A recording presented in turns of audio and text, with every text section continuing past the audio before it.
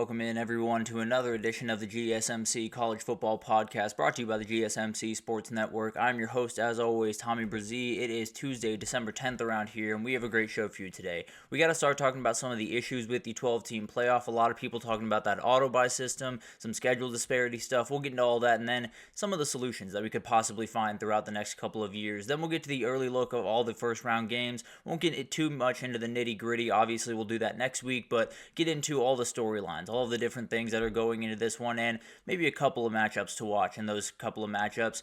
Then I'll give you my early CFP predictions. I don't want this to be the end-all be-all on this, but definitely wanted to give you at least my gut reaction to all of the games as we head into this thing, give you just all the way through who I think is going to win the national title, at least as of right this second. Then we'll get to the transfer portal, give you a couple of updates, a lot of new guys coming in. Malik Murphy, the newest addition coming out of Duke, going to be a very, very hot commodity on the transfer portal market. And then we'll get to ranking all of the CFP teams. I'll go 1 through 12. Nothing about seeding, nothing about path, just who I think is the best team in this thing all the way up to number 1. So a lot of things coming for you guys today, but before we do that, that'll be a little bit later in the show, but before we jump into everything, I do want to remind you all we get tons of questions and comments throughout the show, and the best way for you all to get your question on the screen, we can have fun back and forth here, is to use the super chat. At the bottom of the chat on the Sports Network page, click that $, add any question, comment you'd like, it'll pop up on the screen, and we can have fun back and forth here. Definitely want this to be as interactive as possible, so utilize that, and any questions you have about the playoff, more than happy to answer those as well.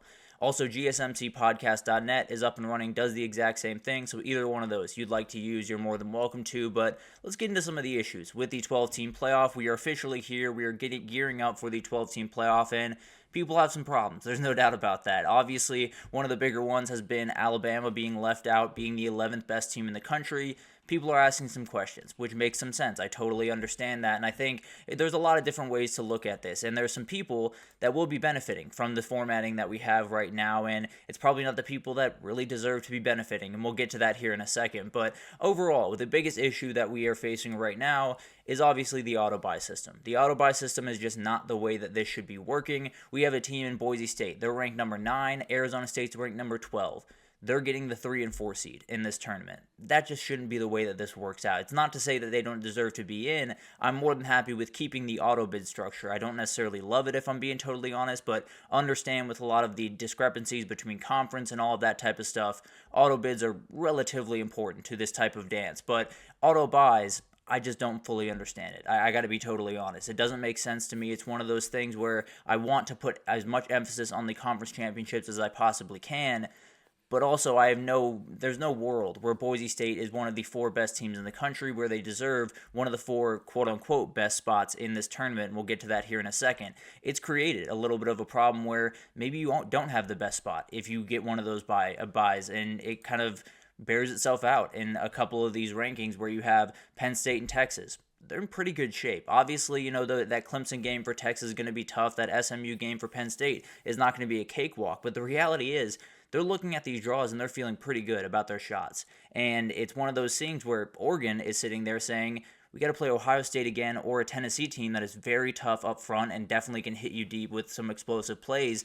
And they're just wondering why that happened. How did we get to a point where Oregon's path to the semifinal, even with one less game, I would argue, probably harder than Penn State's, if I'm being totally honest, with Penn State getting to play that home game against a team from Dallas and then get to playing a team that was in the group of 5 that will struggle with their size and strength. It's just one of those things that probably shouldn't be the way that this rolls out. So definitely something that we're going to have to figure out one way or the other. We're going to have to figure out, do we want to get rid of auto buys? If we didn't have auto buys, it would be Oregon 1, Georgia 2, Texas 3, Penn State 4. There would still be some issues with that, no doubt about that. Texas and Penn State obviously don't have those marquee wins throughout the year, but they also don't have the marquee losses. So that's kind of the argument you have to go back and forth on. But I will say, if we did have those 4 as the buys, it wouldn't be perfect. I do think it would be a whole lot better. I do think the matchups would make a whole lot more sense, where you would have number 5 Notre Dame playing number 12 Clemson, and the winner of that would go play Penn State. You would have number 6 Ohio State playing number 11 Arizona State. The winner of that would go play Texas. You would have number 7 Tennessee playing number 10 SMU. The winner of that would go play Georgia, and then Indiana Boise State would face off for a chance to play Oregon. That makes the most sense to me. You have Indiana Boise State, 2 very good teams. Whoever won that, it's a pretty favorable matchup for Oregon. Same thing with Tennessee SMU. We saw Georgia beat Tennessee. SMU is a team that Georgia should, quote unquote, be able to handle. And then you have Ohio State, you have Notre Dame that could be able to challenge those two teams that maybe don't, quote unquote, deserve a bye, but would be in that bye position. So I just think it makes more sense. Getting rid of the bye structure, you can keep the auto bids all you want. I don't necessarily love it, but I understand some of the pitfalls if you get rid of it. So I understand that. I just don't think the auto buy system is the way you want to go about this. And then the other thing that's been brought up a lot is schedule disparities, and it does apply to those two teams that I just talked about in Texas and Penn State. Texas kind of mainly among them because of the conference they're in, how tough a lot of the other schedules in that conference were, but we have Texas, Indiana, SMU. None of them have ranked win this year, and they're firmly in the field. And I'm not saying they shouldn't be in the field, they definitely should be, but there is kind of an argument there. There is a little bit of a fight there that has been going on, and there's definitely one of those things. Yeah, Anthony, that's what I'm saying. I just genuinely don't think that Boise State, being ranked the number 9 team in the country, deserves a 3 seed in this thing, deserves an auto buy in this thing, because I just think it's not the right way to go about business. So I firmly agree with that. I think Boise State deserves to be in. Don't necessarily think they deserve a bye. So that's one of the things I would get rid of. And then schedule disparities is going to be a hard thing to fix, right? It's going to be a hard thing at least to totally fix, because the reality is with the transfer portal, with NIL, with all this different stuff, teams change very quickly. We saw it with Indiana this year. We saw it with Florida State in the wrong direction this year, where a team like Georgia Tech, they got a top 10 win in week 0 against Florida State. That's not a top 10 win. I think we all understand that. Texas got a top 10 win against Michigan.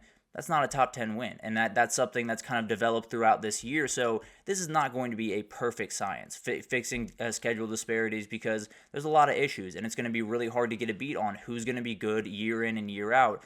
But the gap between a Georgia schedule and a Texas schedule this year is just too wide. You have to find a way to Oh, absolutely. I agree with Arizona State as well. I think it's one of those things where I don't know if Texas deserves to be number 3. I don't know if Penn State deserves to be number 4.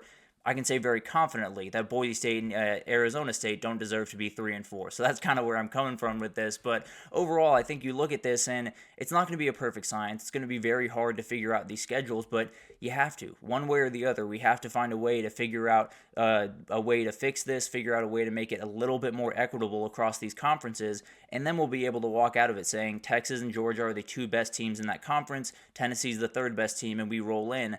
We can't say that quite as confidently about a couple of those teams because they didn't play all of everyone else. So a lot of different things going into this, and I think there's definitely a lot of arguments here.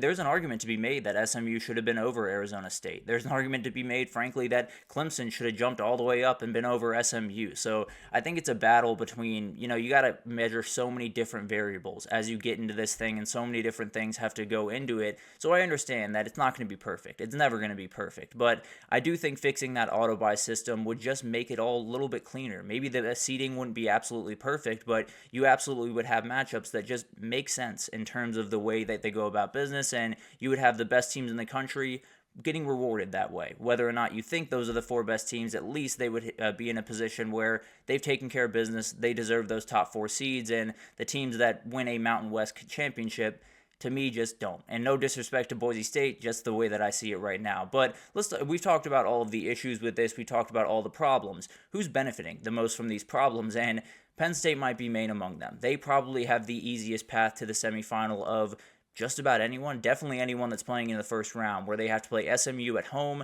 and then they get Boise State. They will be double-digit favorites in both those games. Although the SMU game, I believe, is at 9 right now. So maybe they won't be double-digit favorites by the time they jump around. But I do think it's one of those equations where it's not going to be perfect. This is going to be one of those things that, especially in this format like we just talked about, there's going to be some people that get some nice rides. There's going to be some people that get some nice rides to the semifinal, and frankly, I think Penn State would likely get there anyway. But I do think there is an argument to be made that a Penn State team that lost to the 2 best teams on their schedule probably shouldn't be sitting there feeling really good about their chances to get to a semifinal. They should probably be feeling okay about their chances to get there, and then they face a really good team right before they have to. And then, obviously, Texas. They're in a position where they get an inconsistent Clemson team, and then they get Arizona State. Obviously, that Arizona State team is very, very good. They're running at an incredibly high clip, and that'll be a really interesting game to watch. So not necessarily counting out either of those teams. I think Clemson could give them a run for their money as well. But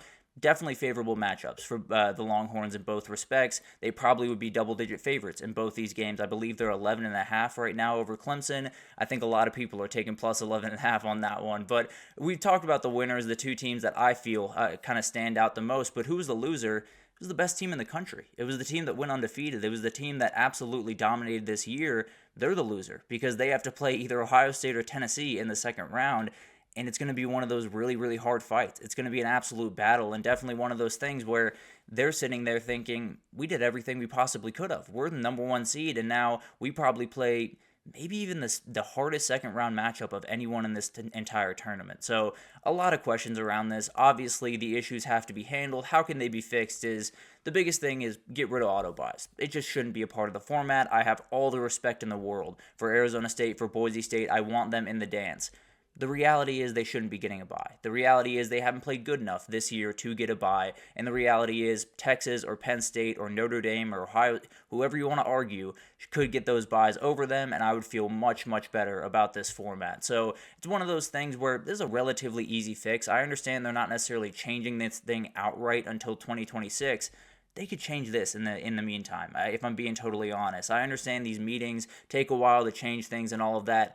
This feels like a pretty easy fix, and it probably would help out your overall TV product if I had to imagine, because you probably won't have some of the possible blowout games that you would have in the second round between a Texas-Arizona State, between a Penn State-Boise State. I won't put Texas-Arizona State in there because I have a ton of respect for the Sun Devils, but overall, just not the way that it probably should be rolling around if you are going to keep auto buys. If that's the way that you're going to go about business, just reseed the thing. Every single time that you play a round, just reseed it. So if Clemson were to beat Texas, that's who Oregon would get in the second round, no matter what. If SMU were to beat Penn State, like Anthony says right here, and I think that's becoming a relatively popular pick as we get closer to that game, but overall, if Oregon or if Clemson were to beat Texas, that's who Oregon would get. If SMU were to beat Penn State and Clemson were to beat Texas, SMU would play Georgia, Clemson would play Oregon. So you're in a position where you can keep the auto-buy system the way you want it right now.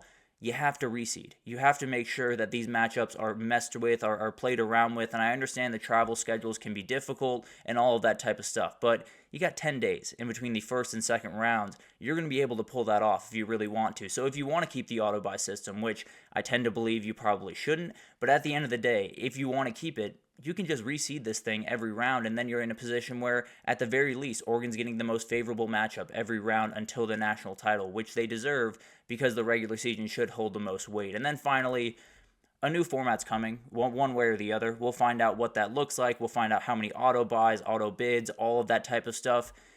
We'll find out if the SEC and the Big Ten just outright break off and do their own thing. But it's one of those things that, a play-in game. That's something I hadn't thought about. That's definitely a very interesting thought, and I think it's one of those things where you could add a play-in game, and then the 13th team would be mad, and then the 14th team and the 15th team. So it's one of those battles where you're never going to please everyone. It's always going to be one of those things where someone at the end of the year is going to be sitting here like Alabama fans are right now saying, why do we schedule hard games? Or on the flip side, it could have been SMU saying, why do we even go to the conference championship? Why didn't we just sit at home? So there's no perfect structure. I fully understand that. There's no structure that's going to make everyone join hands and sing Kumbaya, but there is a better structure out there, and I do think it can be changed before next year. I understand they're not doing a full-fledged change until 2026, but I do think there's a couple of little tweaks. Getting rid of the auto-buy system, possibly reseeding if you're not going to get rid of that, is all things that are very doable in 1 year. We'll see if they do it. I would be a little bit surprised if they were willing to, but